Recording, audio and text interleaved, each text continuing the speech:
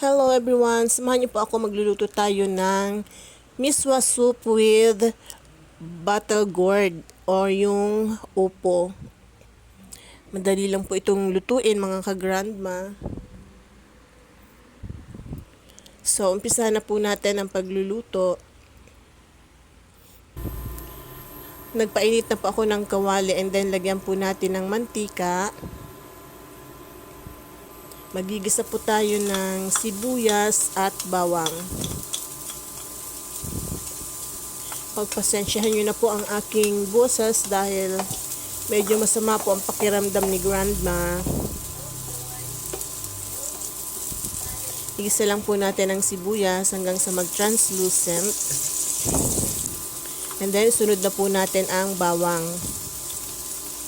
Gisa-gisa lang po.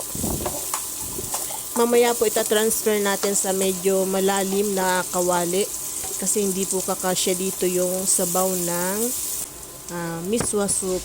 Ngayon naman po ilagay na natin yung sardinas. 1 can of sardines is enough para po sa ating miswa soup.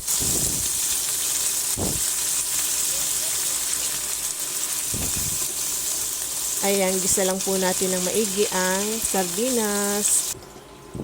So, ayan, inilipat na po natin sa medyo malalim na kawali yung ating lulutuing miswa soup pala. Pasensya na.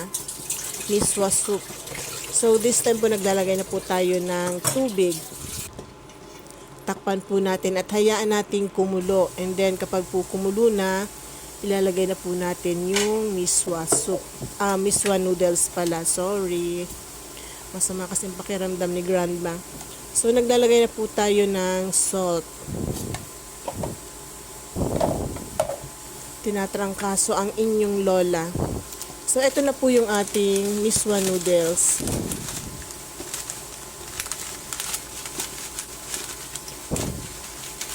Ilagay na po natin. Medyo marami po ang laman ng isang pack, kaya hinati ko lang po. Hindi po natin lalahatin dahil dalawa lang naman po kami ng asawa ko ang kakain.